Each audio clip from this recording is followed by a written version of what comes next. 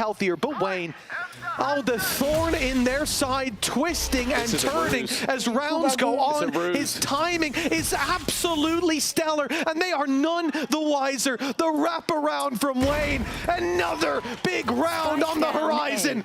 The spike down, and Durka and Unfake have to wrap back across these players with Purpo holding. There was no chance, and Unfake, he is surrounded. He has info on where all three were, at least, but look where Wayne's gone. They're taking no chances on the side of Liquid. He knows where the spike was dropped as well, so he sort of left it in a position of, okay, I can wrap round and still get eyes on it. If he tries to escape, I'm there waiting for him, and it's just been a menace. Getting the flank, repositioning into the only escape route. Wayne is on fire. And right now, Vitality have no answer to this young superstar.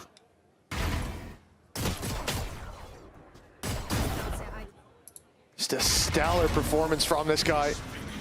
The last round still fresh in Vitality's mind, and then he comes in with the flank play, the reposition in mid. The round locked down the lead up to 3, and a timeout from Vitality. They've been put under so much pressure early on in these last 2 maps.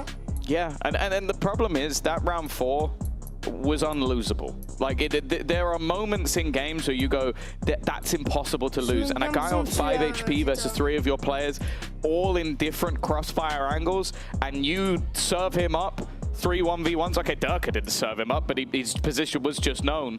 It's brilliant from Wayne. Incredible reaction time to hit those shots, but you then have to look at Vitality and go, how are you losing these rounds? How are you letting this happen? And I think for Powell, we've seen it throughout the series, very proactive with his pauses. The early game wasn't too damning, but those last couple of rounds have started to really look like, well, I'll be honest, like they're going out. Yeah. I mean, look at the scoreline on Blind, 13-3, and we're on track for a similar performance unless something changes.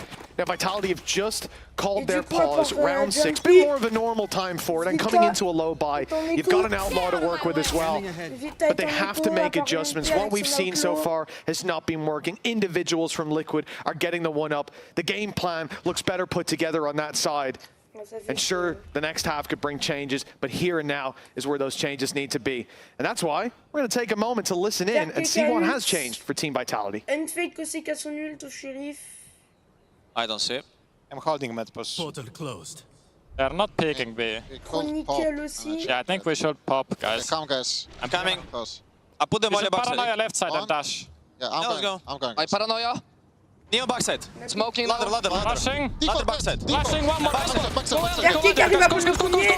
I'm thinking Mackey's already. I smoke markets. Double peek backside. We can ult him, yeah. arrive à te faire darker. Backside clear. I'd be flanked. I have Raven in 5.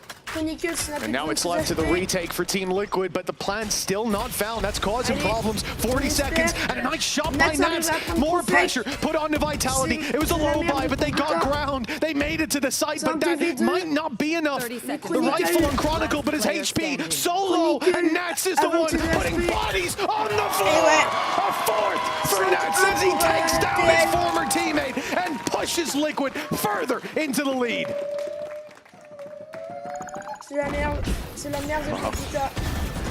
Again, there were moments in this round that looked like it could be possible. Especially we heard the talk of ultimates, what they had on the board, the availability of the Hunter's Fury, if they could get into the post bomb, but that was the issue. Just getting into a position where they could put that spike down and have that post was never given up by Team Liquid. You mentioned it at the start of the map. They were very good in the last map of disrupting everything. It was said on the desk as well. That is the game plan. And that game plan, I'm sure it was revealed, but that's insane. Revealed, but still jumping around. It's a nice shot to hit, even if you can see the man. The back off for Yumpy is unfortunately so Durka out. Vitality with the trade. Yumpy's kept them in. 2 valuable picks for him. The lead for Vitality might help them out. Having the man advantage when the Viper's pit is up, it's going to make it much easier to avoid that deadly ultimate. Yeah, that is... If you expect Nats to just stay there the whole time, He's always moving, always peeking, and more worryingly, Wayne's still alive, so it doesn't matter if this ends up in a 1v4. He might still be able to win it. Just try and get the top 5 clutches all in the space of a map and a round. For now, though. Ouais, ils vont... Well, it's the right read, I'd say, by avoiding the pit, but 2 players are going to be ready and waiting. Sat in the corner is Purpo. He's more expecting a push to come through into middle. 30 seconds left. He heard the decoy. But he is wrong because of that. Yeah, they pulled him into that fight with the decoy and a span through the smoke. It's just taking Purpo out. After a big play to backside onto Wayne. Yeah, I mean, this round should be Vitality's. Even going into those 2 players, the only fear was that corners aren't cleared. Balls are dropped and you end up in a position where you don't have trades set up. Now there, the first one's fine. You don't know where he is. Now we need to see them give no opportunity to Nats. This is a man who will take the clutch if you give it to him. And Liquid have got too many rounds so far in the last 2 maps that they shouldn't have. There we go. A literal firing squad waiting for him, as it should be. Yeah, they're not making the same mistake again. They gave Wayne the fights. You're not going to give Nats the fights. Respect who's on the other side of the stage, but yeah, that's a crazy shot to hit. 2 fast-paced kills for Yumpy and an important individual round for him coming up. What? Looks so silly from his perspective. Straight 2 shots and it gets a kill. Well, 5-2. Vitality back onto the board. As said, we've seen both of these sides have stronger runs when it comes to their attack side.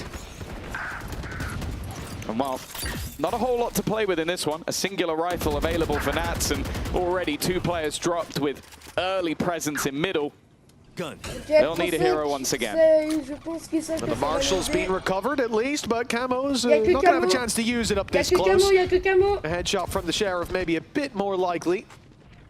And they haven't cleared him just yet. There's the chance. 1 drop, 3v3, waiting for another, and they've given it 1 by 1. Now the ult to get out. The advantage firmly claimed here for Team Liquid. 2 rifles and that Marshal and all of the info to work with. I mean, they're boxed in. Where do you go for Yumpy? You have to get that plant and hope they offer individual fights, but this one has been a real surprise. Oh my God. He's gonna get out there if he wants to. Just trying to play the close angle, not wanting to give it up, but it's Camo again. What a round from him with the Sheriff. He was left on an island on the B site, and it seems like every big individual play at the moment is just coming up for the side of Liquid. I don't know how they're getting through these rounds. Well, the other thing is when you come onto that site, you notice the Marshal or a pistol or anything is missing from the floor. You know someone's there. They had the pointer, there was a snake in the grass.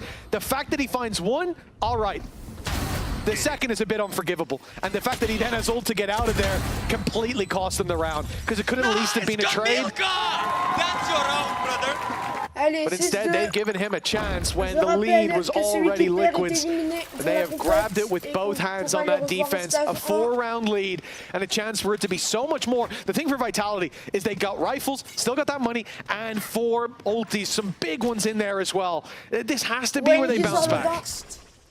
Well, if not, that lower bracket run from Liquid, it's something we have talked about pretty much since this org entered Valorant, and while Camo is going to catch Yumpy with his pants down, tries to escape from the ult. Camo, he's managed to dodge everything, and because of that, again, he's the snake in the grass, the man they couldn't quite catch, like smoke fading away. Minibu's looking for the backstab. Oh, this could be a nasty surprise. He's taken the right route as well. Again, Liquid are so good at faking distractions, throwing in pieces to set up the remaining man. Unfake now left in the clutch of his own, but just look how many he has to face off against. Liquid are not going anywhere, and Vitality since map 1 have been missing. Yeah, we started out this series, let's not forget, thinking like, where is Liquid? They're not playing as a team. They're making silly mistakes. They're giving away rounds. Well, it's changed completely. Going into round 10. Last map and this, we've got 5 on the board for Vitality. Some of those being big clutches. Nice, but nice win, nice. Well, bear in mind as well, it was a 10-2 first half in the first map. Yep. They were so far and away better on that attack de la side of game, Corrode. Like individually as well. There were so many fights where it was like, okay, these 3 players have scattered. There's 3 1v1s on offer. Vitality went all 3 1v1s. Yep. And like one of them, the guy goes on to get a second and third kill. It was ridiculous. The thing of Durka, every time he threw a flash on any side, he got a kill. Yep. I actually don't think he threw a flash without getting a kill. And now, it seems to be, everything's dried up on this side. And it's hard to put that down to just a map being different, right? I get sometimes your other team is more comfortable. You don't have as much prep on that. But we get to Breeze, and that kind of goes out the window for me. Like, and even on Bind, we're both have experience. Well, for them, it has to be now. We need to see the best of this Vitality, otherwise it is going to be commiserations once again. And you can see Vitality is the 5th best team in the world at Breeze post plants. They've not been allowed to have post plants. That has been what Liquid has been doing. And I'll always give the credits where it's due. It seems like the game plans coming in for the side of Liquid have been perfect. Don't let Vitality play their game. Force us, or force them to play ours. And they have done that for the last 2 maps. Well, on Bind, it was clear. How many rounds did Chronicle have the ult to use? How many rounds could it have turned the tide? How many rounds did they pick him off because of early aggression? It was so consistent from Team Liquid that Vitality had a game plan, and it didn't matter because that relied on Team Liquid playing the defense, but they played the offense on both sides. Now, 7-2. Started with aggression in the pistol as well. They haven't lost that flare, and Vitality haven't been given a moment to get any sort of steady footing in this map. In the previous, their timeout used, no effect after. It feels like Liquid are destined to take this run through the lower bracket to eliminate both Blue brothers. Back-to-back days. That's already. It's going to drop. 3 kills. This round is over. Chronicle, you mentioned it, he's got the Viper Spear, but I don't think he's going to be using it this round, and he's being chased down. Another multi-frag, another in-zone flawless, and well, we've seen that a few times after the pause. Clean rounds out from the side of Liquid, but this was the one we're talking about. This is what it was all for. Can they at least get 4 rounds on the attack? As said, we were selling this as a story of an attack side map. Instead, we're now talking about Liquid and their ability to grow into this tournament, to make those changes, to make the impossible seem possible, to make the runs that nobody else can. And they now sit 5 rounds away from another match to qualify them to an international. Remember, Mitch, they missed 0 international events last year. They want to kick this tournament off with another added to the list. No, they're certainly on the right track. Vitality are 3 versus 4, though. We'll get a plant towards that B side. Got a plant. That's where we start to pull back to those statistics. What, 81% post plants? Okay. Because there's been a lot of diffuses, 4 so far, I think, for Team Liquid. The post plants haven't looked that great, but this is where they can turn that tide back in their favor. Look how passive Purpo is. He's given them that space. He let them fight for it. He knew they would, and now he can play super late back into that control while the squad is looking in the other direction. It's so smart, but the shot doesn't land. And they're looking the right way, but Vitality this time are the ones hitting the shots. It's Yumpy with a triple, eclipsing that performance from map 1. Finally, and Purpo to save gives Vitality 3. They have got a round on the board at long last. It's Yumpy with a 4K to get it done. Yeah, literally leading by example.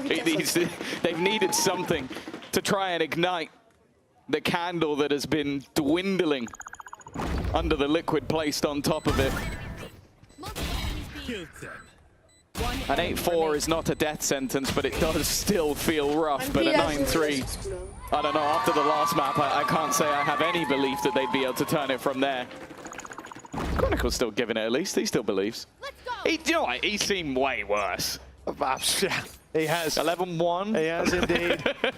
It ain't over till it's over. That man knows, but it's over for him in this round. This half is done, and again, no chance to use that Viper's Pit coming into the penultimate round of the half. This is, I mean, just so consistent from Liquid in that early aggression.